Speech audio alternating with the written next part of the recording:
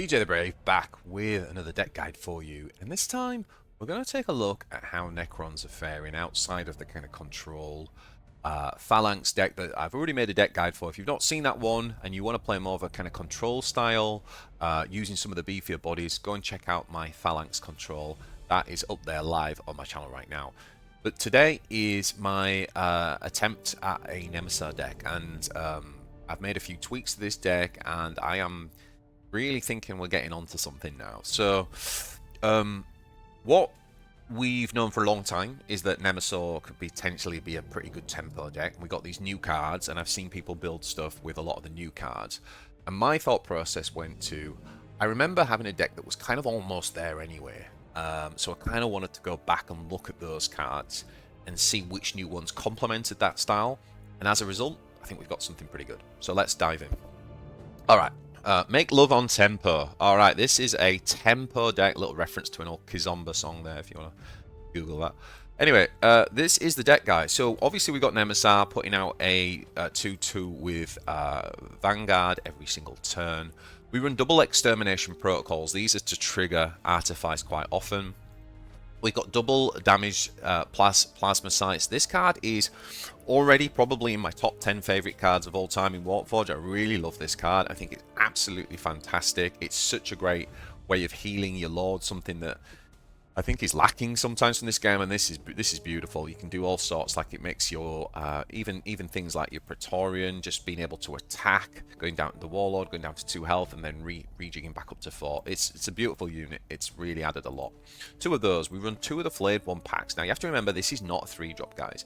Like, you really want to be playing this usually on E4 if you're on the defense. By the way, it's much better on the defense because you do get the Devanir Menhir, which is a 0-cost defense spell which can trigger Artifice. If you're on the offense and you're going first, then you really want to be probably playing this more on turn 5 or something like that. In fact, one of the feelings I have is that early game we don't have very many cheap spells for some of the Artifice triggers, and I think if I was to make any amendments, that might be something I'd look to address, is to, you know, put something in there that's cheap, like a 1 or a 2 drop, or 1 or 2 drop spells. But anyway, later on that's not a problem. You'll see why. We do run double Gauss Immortals. Now I didn't have these initially, and I'm still not sure on these guys, if I'm honest. Like, drawing them late game feels bad. But obviously drawing them on E3 feels very good. It's a proactive 3-drop. As I said, we've got a lot of 3-drops in the deck. However, Flayed ones are not something you want to play on 3. Technomancer is not something you want to play on 3. So, and even Tomb Blades are not something you really want to play if you're being proactive. So, you know, the Ghost Immortal just gives you that proactive 3-drop. And being a tempo deck, it's quite important that you get on board. And so I think these are in for now, but I could see myself cutting them if I think of a better idea. Let me know in the comments if you've got any thoughts on changes to the deck too. I'm really open to kind of suggestions, but this has been working quite well. Now the Resurrection Orb is in there, and I know we've got potentially have 2 of these, but so what? I'd run 8 of these in this deck if I could. You'll see why. Technomancers obviously for helping with the standing back up stuff. The Tomb Blades. We got double Praetorians. So many things that have Remnant, right? This deck is, you'll never be able to resurrect everything, by the way, guys. That's like one of the learning points. Even the Lokhust Destroyer, which is I've got a 1 of. I think it's not quite like a Scarab deck, but you do end up with board states where you have such a large board with quite easy to die units. So Lokhust Destroyer actually is pretty good in this deck, and I think 2 of them might feel a bit clunky, but I'm happy with 1 of at the minute. Now I do run a Night Scythe, and you might be interested in why that is. I think that there are a few 4-drops that you can play, and they're different whether you've got something on board or not, right? So like the Deathmark, for example. Now, the reason I play this over the Deathmark is that quite often you won't get the rally trigger, because in this deck you quite often end up with a big board. However, the Night Scythe is probably better if the rally effect doesn't go off, because it's still a flyer with 4 health and they're taking 5 damage, so it's actually not that bad. But obviously in the early game, if you do get this on E4, the tempo from this is phenomenal. Like, it is a phenomenal amount of stats and complications that you're putting out on E4. So I do like having just the 1 Night Scythe in there over the Deathmark in this build, whereas I think Deathmark's much better in the Imhotep control type of stuff. Now, we do have double Destroyer, again, with the ability to reanimate is what makes these guys just too good. The Canoptek Reanimator. This card's very, very good, guys. Like, in this type of deck, I think people have forgotten, like, being able to reanimate immediate on rally is something Chronomancer can't do. And then giving you the talent Reanimate basically means you have access to that cheap 1-drop. And if obviously you combine that with something like the Technomancer, that's 2 things that you're healing just from that one spell. That you, sorry, not healing, resurrecting. Now, I do run the Chronomancer. This is another card where I'm not entirely sure, but I do think this is the deck for Chronomancer, to be honest. It is good stats for a 5-drop. You just need to drop him and not necessarily expect he's going to survive. Like, to be honest, like on tempo, dropping this guy on 5 is very good, and it's good enough stats to make it a worthwhile trade for the investment. The Inescapable Retribution. I only have one of these. You'll notice the reason for this is like you've got to be one of the potential challenges with this deck is just like the board getting too full and not having enough. And this is one of those where you could trigger that. So having just the one though feels about right. Like emergency double Tomb Blade, nice removal. We do run one Scythe Assault for the AoE. We do run the Lokhust Lord. I mean, this deck is completely made for this guy. Like, he is phenomenal in this deck. So probably the best card in, or one of the best cards in this deck. Now, we run the Plasmancers, and I think people, again, this is one of those where new cards come out, everybody gets excited, people forget. Like, in this type of deck, the Plasmancer is really, really good. Like, being able to deal 3 damage every time we play an Artifice.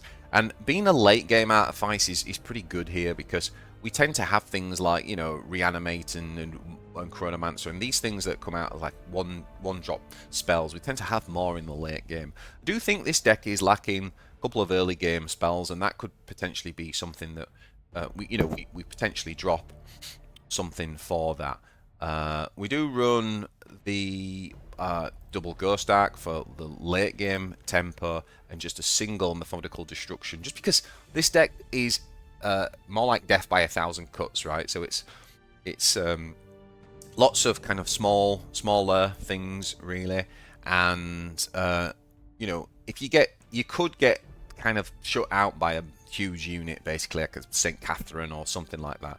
So having like just that one Methodical Destruction there for the games that go deep, I think is helpful. All right, so that is the deck. Let's take a look at some games.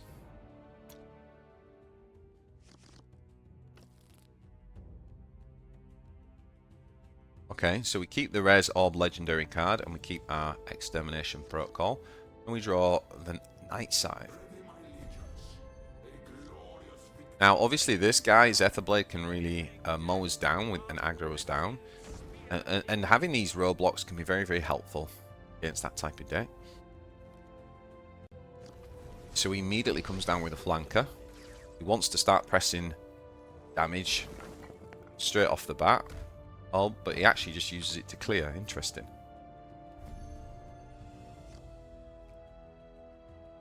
Okay.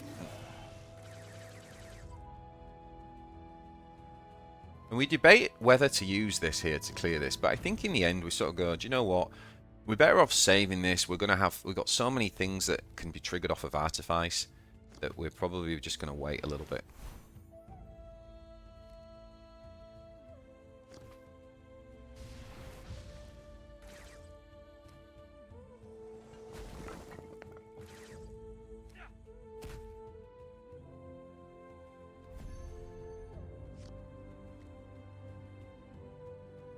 And now we've got the opportunity to just clear with Nemesor. So that line of play cost us a little bit more life, which is a bit dangerous, a bit risky against an aggro Eldar build. But I think it makes the best use of our resources, and we've still got the protocol, and the Night Runner gets to get us that value there. But fortunately for him, he has like the perfect answer to this. Like, that could be a bit of a problem card for him, but like this was the dream response. But thankfully we didn't use our thankfully we didn't use the Extermination Protocol earlier, because like this is a much more desperate situation than removing the Wind Rider was. And so we're now able, because of that line of play, we're now able to clear this board. And because we got this guy down behind a Vanguard, we can just heal Nemesor. Really interesting there that you've got to think about remnants and stuff, because they actually block this guy's ability to regenerate units.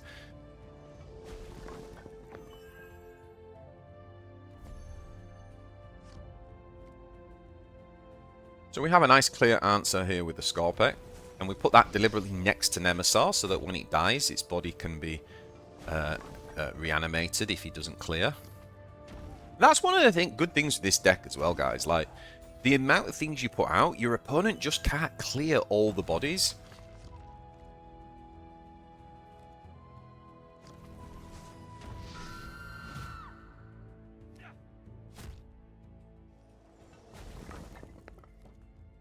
The Undying Legion is definitely worth a consideration in this type of deck as well, for exactly that reason.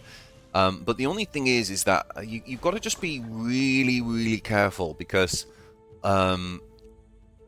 you do need to be keeping your tempo in the early game. And if you start playing too many kind of like do-nothing stratagems, you can end up kind of like just losing the advantage that you sort of have with this deck. So from a deck building perspective, it's Undying Legions and cards like that are ones where you go, yeah, absolutely, put it in, and then you sort of realise, is it a trap or isn't it? I'm not saying it is or isn't. I definitely wouldn't mind testing it, but I was really keen to try and keep a good tempo curve in this. Now, the Scythe Assault looks pretty tasty here, right? Can potentially clear the board. It's a 50-50 on the Scorpion. Are we going to go for it? Or are we going to go with a Plasmancer play instead? We actually go with the Flayed one. And we put that next to our Lord. And Scythe Assault. And I think the reason for that is that we rather this remnant be able to stick around, because our health is back to full now. Damaged Plasmacyte putting in absolute work there on the healing.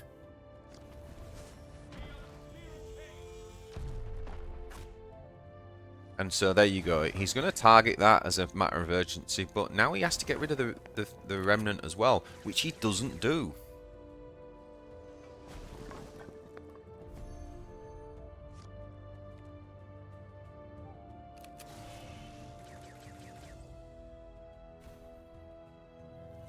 So I think we go with... We're trying to play the odds here. By doing this, we can play 2 spells. And we're desperately hoping that we can clear this. And the first 3 hit Zephyrblade. We lost that 50-50.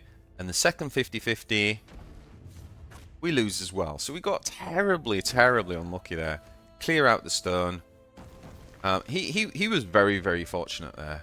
Look at this, guys. Back up to 35 health from that beginning. However, he does hit us with the Storm. Okay.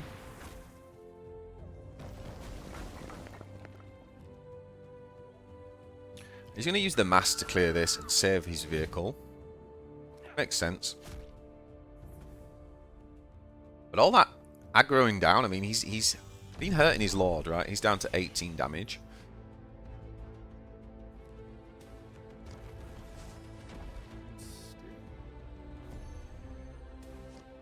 I had an interesting choice here.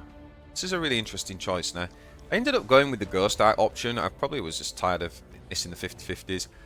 But I don't know. I don't know if that's correct. I think they're thinking his next turn, potentially I can play both of these if I want. And we were just going to use this to clear. So we weren't too worried about this guy being in stealth, knowing that we were going to have 2 Vanguards down. And so it allowed us to get the more expensive unit into play. Now, has he got the anti-flyer?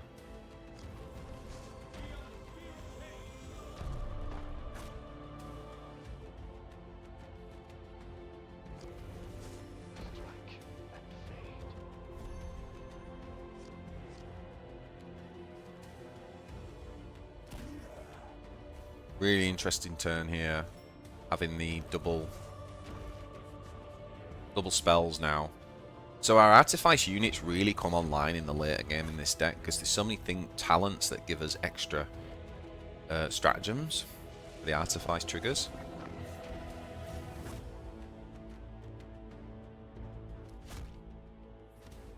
So we can just clear that now with a Ghost Ship. And the relentless nature of the deck just really starts to come through quite strong in the late game. Okay, he finds the anti-flyer, so that's pretty good for him. Pretty good. 5 energy left. Takes the Banshee, which means he can stun our big Plasmacyte, so that's not bad either.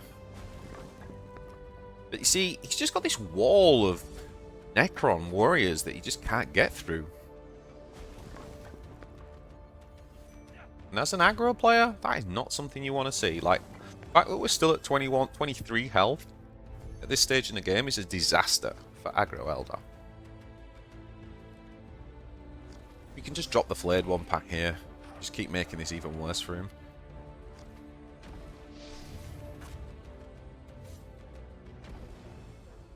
Interesting that we went with that option. I suppose it triggered the Flayed one, but it did mean we could only get one Tomb Blade. So this is one of the challenges with this deck, is like counting your remnants on board and there not being enough space for some of your artifice stuff to go off in the late game. So I probably could have done a better job at calculating that, to be honest. You're almost happy to see some of your remnants die at this stage. That's why your positioning is very important too, in terms of which are the ones next to Nemesor. Okay.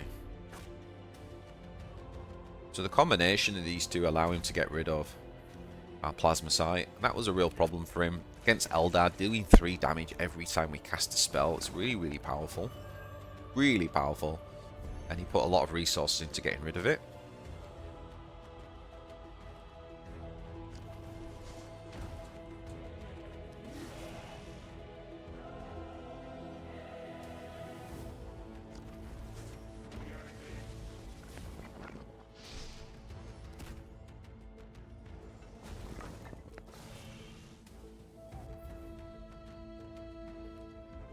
Okay.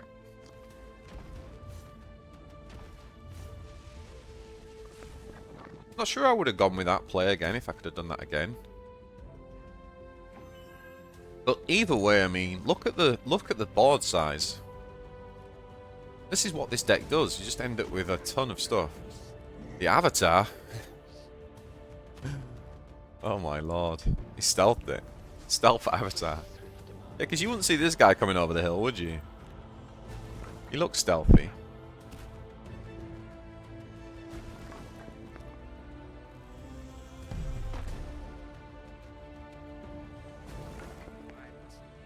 And that's GG. He just can't get rid of everything. That's what this deck does, guys. That is what this deck does. Let's jump into another game. Okay, so this one's against Junith. The top deck in the meta right now. Now, I quite like that opening hand. We're going second, so we'll have the defense card. So, Blade 1 gives us a 4, potentially turn 4 drop. Obviously, Night Scythe if we've got a clear board. We've got the Technomancer there for the heal. So, there's a lot of different lines of play already. When you combine the defense spell, the Divination Men here, like, there's a lot of lines of play already here. So, we've got good flexibility. He does the standard Sister and Prey. Okay, so we're just going to pump out a Necron Warrior and attack face to prevent the Faith point building. So he's going to pray. Clear the Warrior with Junith. And play the Battle Gunner. Pretty good for him, like, but also good for us in the sense that he can't get away with praying quite as much against our deck. Because he has to deal with all our tokens.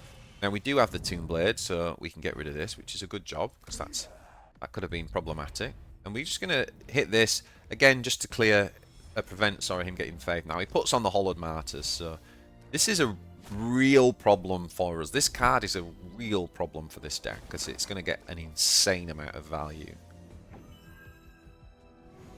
Now, we've got a couple of options here. We could just drop the Night Scythe. And honestly, like, I on reflection would prefer the Night Scythe play there.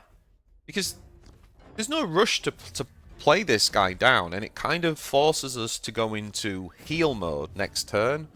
Whereas the Night Scythe play puts quite a lot of value down. Doesn't quite force that. Like, see, now we're in this thing of do we need to resurrect? And I don't know that we needed that forced, whereas if we played Night Scythe and then Chronomancer, we would have been able to do that. Whereas look, now we're like, we need to reanimate. So I actually, yeah. So on reflection, I think that was wrong. I think we would have been much better playing the Night Scythe, to be honest. I also should have attacked before I dropped the Chronomancer here, so I've just taken... I think I forgot about the Horde Martyrs. So I keep these sorts of things in here, guys, to show you that... I mean, I'm certainly by no means, you know, a perfect player, and I make mistakes just like all of us do, really, so...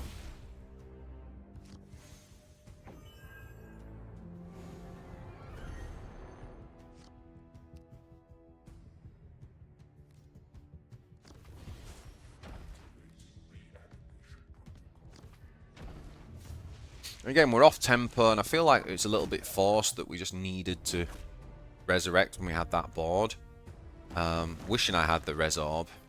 Sadly, it just wasn't that great. So it's quite a poor start from where I think we should have been. I think we should have been in a much better position, and if we'd done the Night Scythe, we definitely would have been.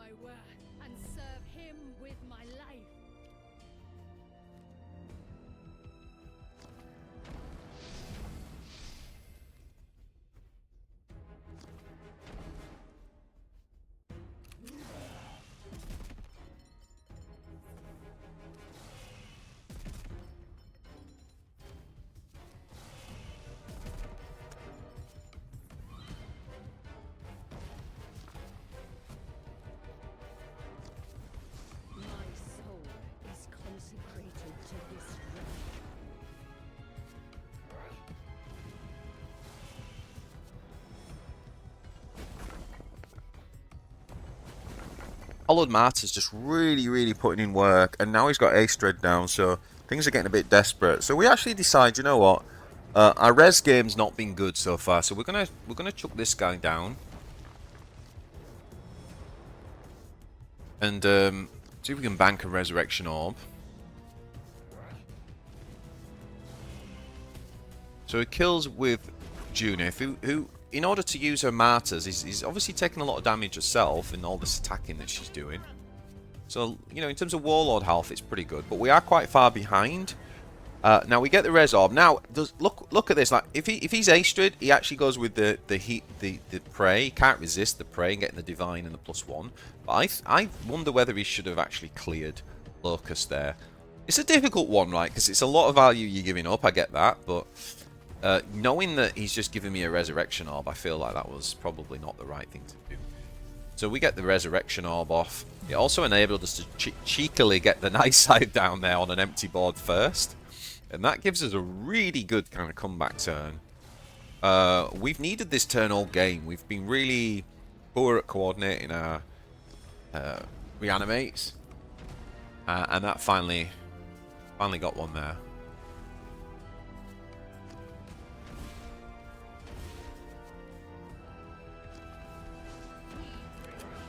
I think we should have stopped the prey on Astrid, if I'm honest, rather than killing the sister. I think that might have been better.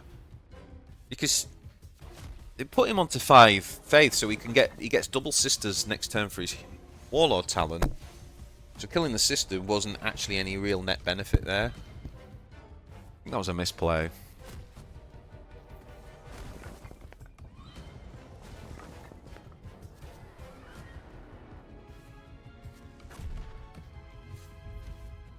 So, we get to use that Methodical Destruction.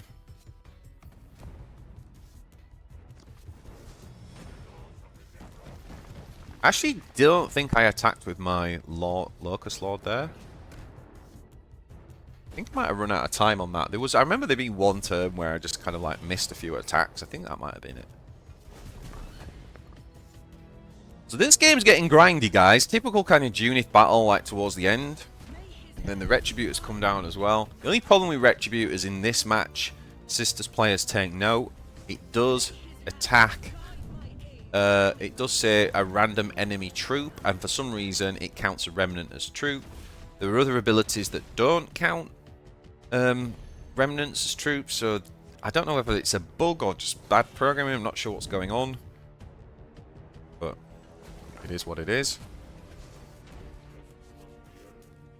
So this time we're going to go with Scythe Assault and trigger the extra damage to kill off the sister. And this way, by clearing the Lord, the Destroyer's now free. Remember, the Destroyer can only attack if there's not another unit that it could have killed. So that's why we had to clear the board. And now we're at that 3, so we're pretty confident. Alright, he's going to kill this, give us another Resurrection Orb. And this time he does clear the Remnant. And he's got a Vanguard. Okay. So we will either need to clear the Vanguard, or we'll need to get the 33% chance that the spell could hit face. So I think we go down the route of trying to clear the Vanguard.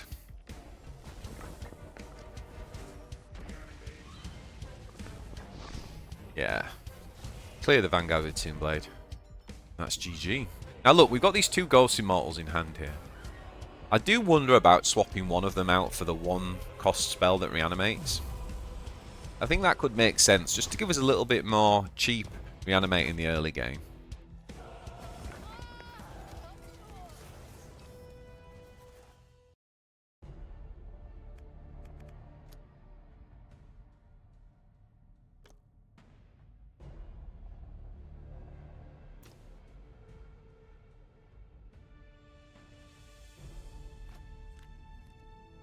Let's go ahead and try changing a Gauss Immortal for 1 Reanimation Protocol.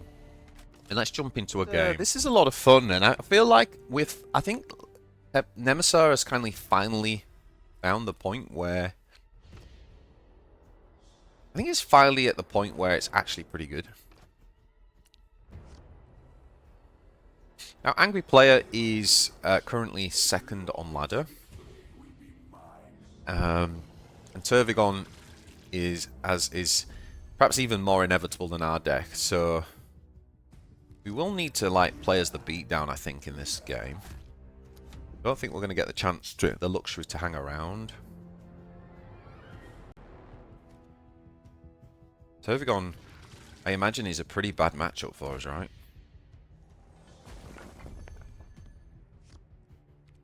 So I'm going full on tempo here,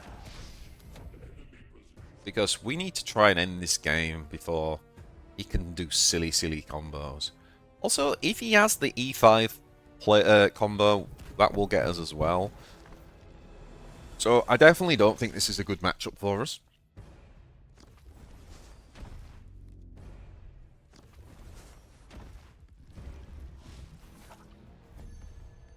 But what is good is we can now come on with our flanker and just kind of get rid of this.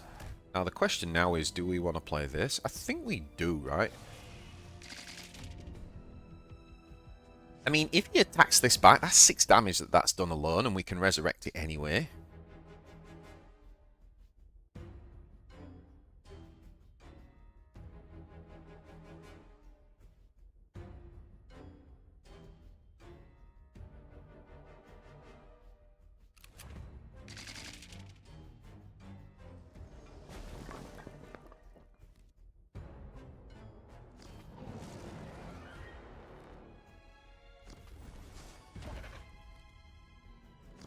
Okay, so 1 overwhelming swarm, and he decides to go wide. Ish.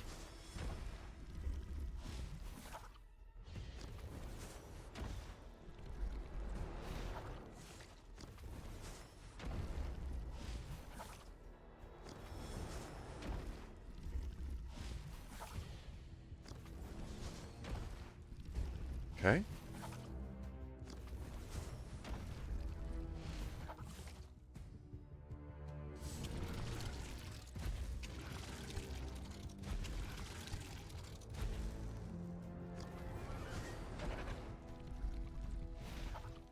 Oh, okay, so this is the other combo. So there's the one E spell, but you can do it with Rippers as well.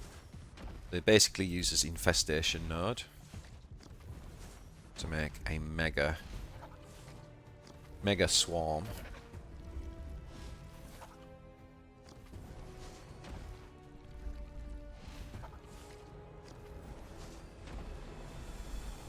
Pretty nasty. It's GG. So, I mean, we could do 5, 8, 10.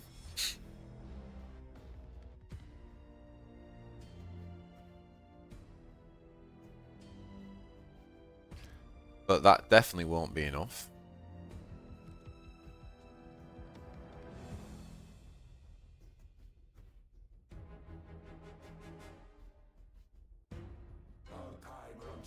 Yep, that won't be enough.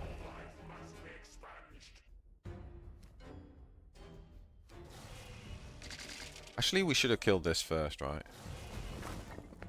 Yeah, should have killed this first.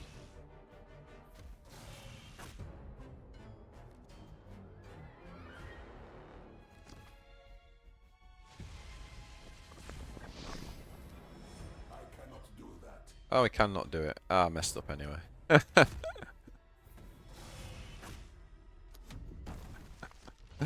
GG. That is horrendous.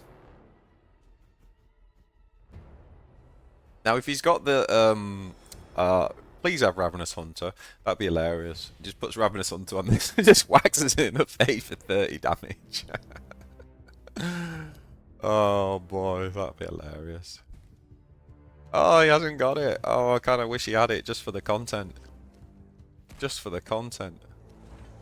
Wait, that's interesting. That is interesting, man. You know what? It ain't over yet, guys. It ain't over yet. Oh my god. I tell you what. Thank you. Okay. Somehow we're still in this game, guys. I have no idea how. The problem is, he has just got off his High Fleet Leviathan. So, we are going to be in a lot of trouble, because he's going to be putting down these at like 1 cost a turn now. He has used 1 Overwhelming Swarm, so, I mean, it's not kind of like completely... No, there is a completely free turn with the next to Overwhelming Swarm, because he's played the Legendary, so... Yeah.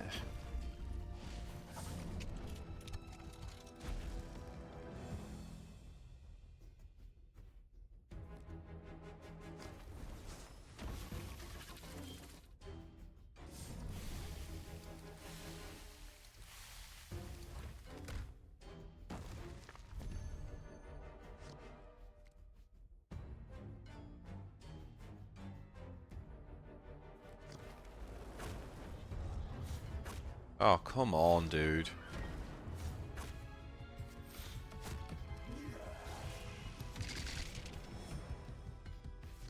I mean, I still feel like it'd be a miracle if we win this game, but somehow we're still in it. I've almost resigned like 3 times in this game. Just playing it out just to see what happens. Oh, just for the content, boys. Just for the content. It's a good advertisement for Tervigon, though. You've seen a top player here. I think he's second. He's from Chinese Alliance, which are like very, very good. And the one that Bootis is part of. Yeah. Doing work.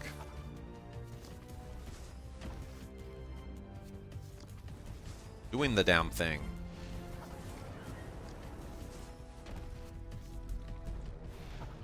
He's for sure got us. I mean, he's just looking for his like. Okay.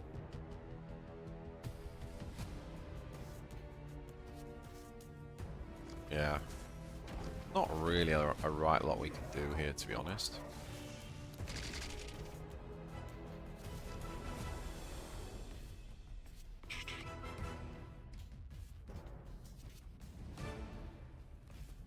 So, we really need Methodical to have a chance in hell, unless he's just got it now. He may well just have it now. Yeah, he's got it now, right? Because he just clears the thing. The 14, 16, 22, 23. Yeah, he's got it. There we go. GG. You got it, mate. You got it. We get it. Congratulations. Oh, that was a fun one. That was a fun one. again, probably the worst matchup in the game for us, for sure.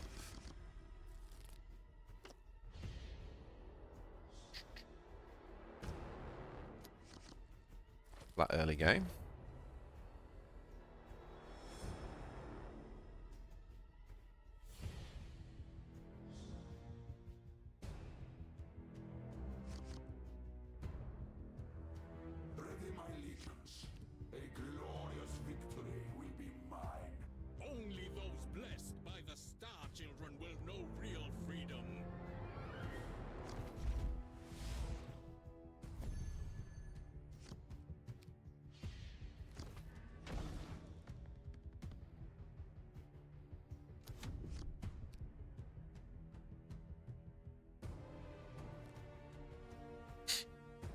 Probably should have attacked there, actually. I think we should be attacking in this match. I don't mind clearing this, and later game, by the way, like, it's going to be pretty good to have one of those.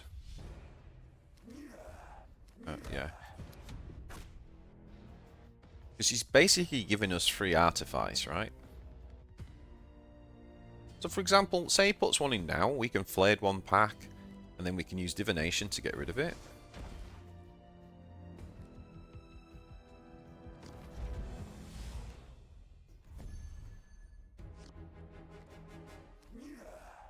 We bring you the Star Children's blessing.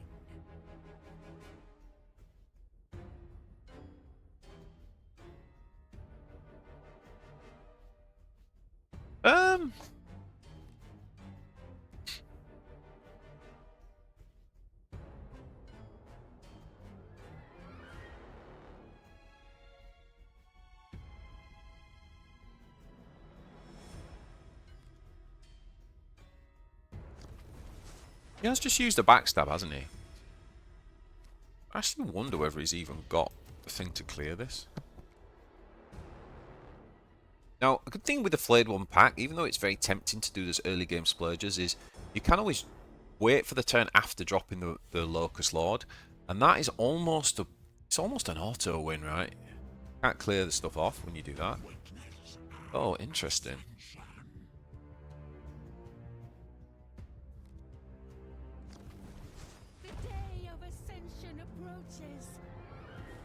This actually seems like a pretty good... Okay. I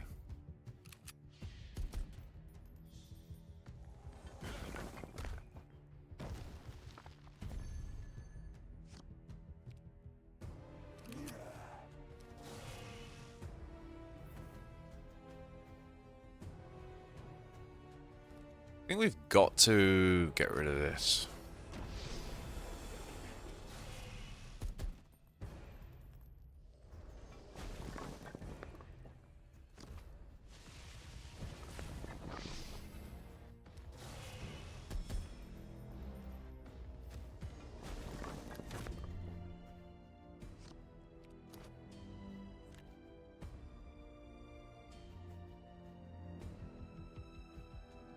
Pretty scary. Did he get that off of his Nass Warlord power? Your fate is sealed. The Grizzle Pit and I have created such wonders to fuel our ascension. So I think what we're going to do is we're going to keep the poison supplies and we're going to drop this guy.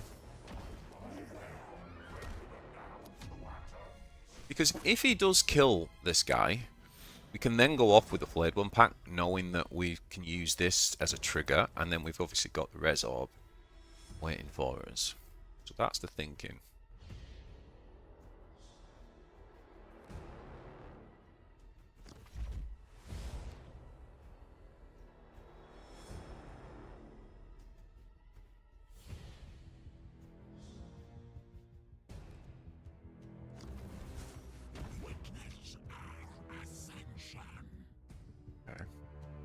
Like it's just basically running.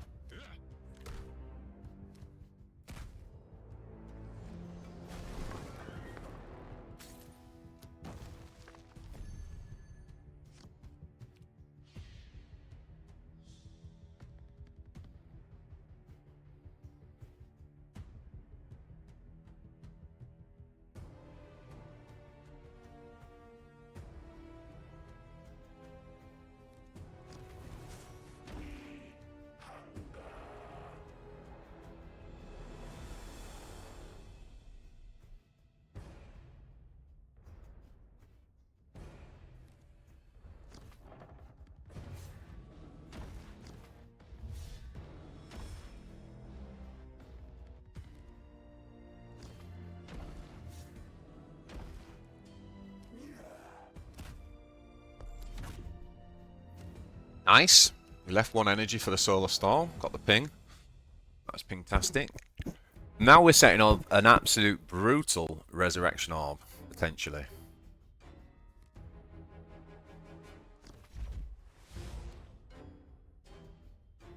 I do like what he's doing though here with the Metamorph leader. So he had 6 left.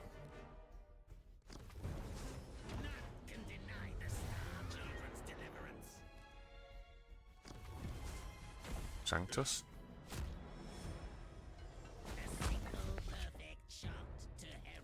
Question is now, how many of these does he just clear bodies, or does he go after the remnants? Yeah, he goes after the remnant. That's quite smart. Even the uprising. All right. Exciting stuff. Indeed. Right, we need. This is where we really want to play this card, right? Ah, man, I wish we'd save the thing though, because then we can't resorb.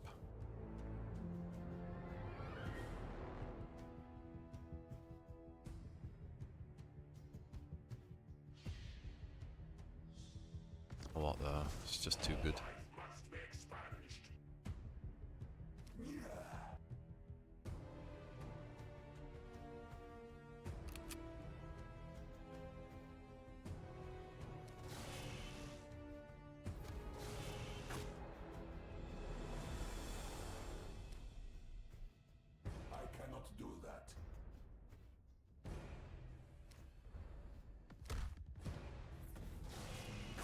Oh, come on, dude.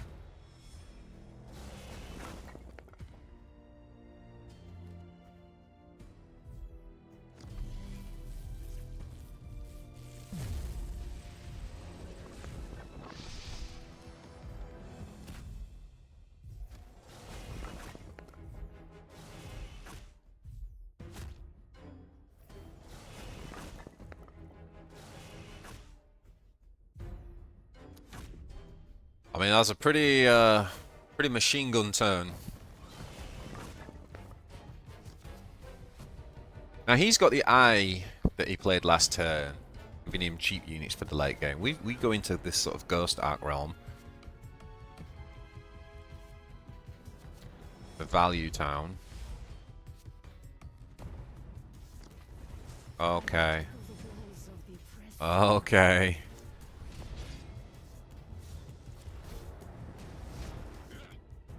Do you know what? Maybe we don't like that.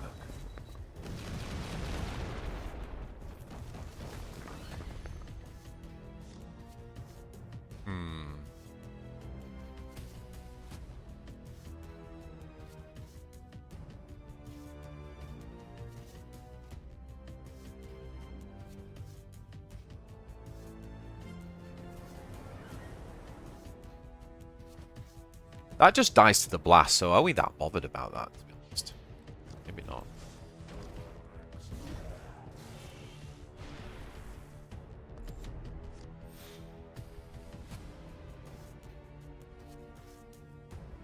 To worry about him stealing this and creating Necron Warriors himself.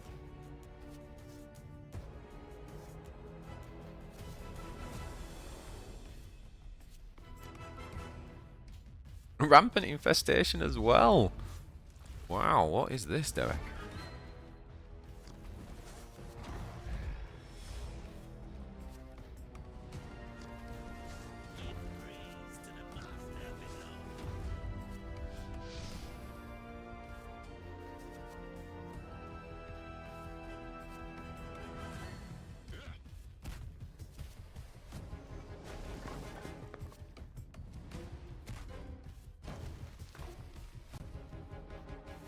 Can't quite finish it.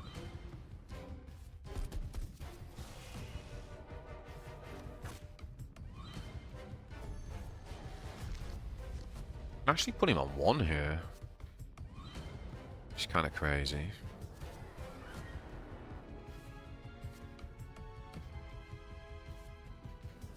But I don't think we need to do that actually.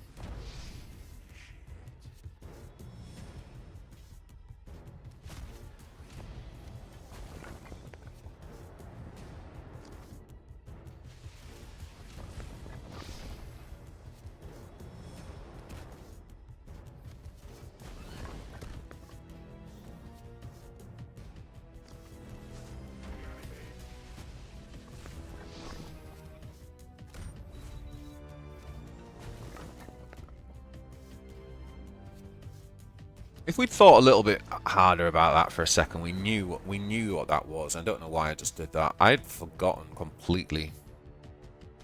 We had the intel to know what that was. That was a daft play. I could have just cleared that with that. You know, he could have played out Chronomancer. That would have been so much better.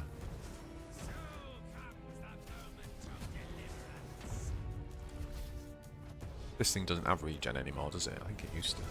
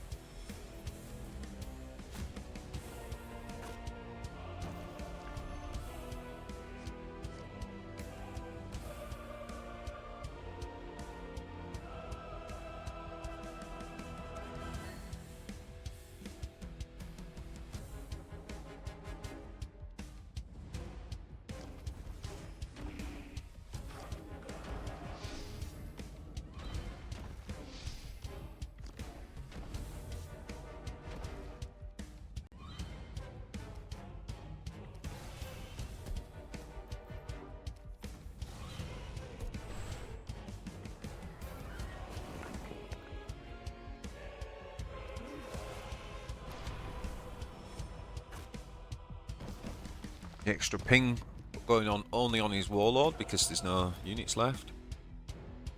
Needs to factor that in. Do you know what? No, we didn't have it. I was just thinking we had a potential lethal potentially earlier, I think, but it would have been a real long shot in terms of the ping landing.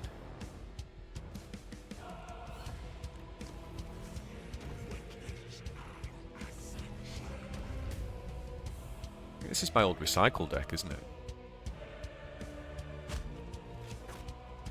Super fun matchup to see, right? Because it's like it's showing you like the really, these are both like really grindy decks.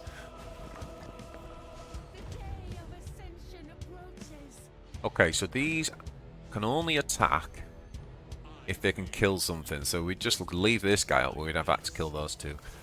Alright, so there we go, guys. There we go. So honestly, like, I really think that you could play around with a couple of cards. I do think that having the extra one drop in there is a good thing overall for that early game. So I actually think dropping one Gauss Immortal for that is not bad. But yeah, overall, guys, I think this style of play is actually going to be a pretty effective way of climbing. I don't know what it'll be like at the very top end when you've got like 3,200 points or whatever and you lose 40 every time you lose. I don't know whether it'll be able to sustain a high enough win rate, because there you sort of need 75% plus win rates, which is really difficult to establish. But it's certainly really, really promising. I'm definitely going to play this as my Necron deck. I don't like Scarabs. They're too binary. If you get, you know, Abaddon or whatever, and he's got the answers, you lose. I like decks where it's down to you and it's down to the choices and skill choices, and I think you've got lots of that in this. So let me know what you think to this one in the comments. Please hit that like button, that thumbs up below, and if you're not subscribed to the channel, then please do so for more Warpforge content. Appreciate all the support as ever, guys. I will see you in the next one. Ciao for now.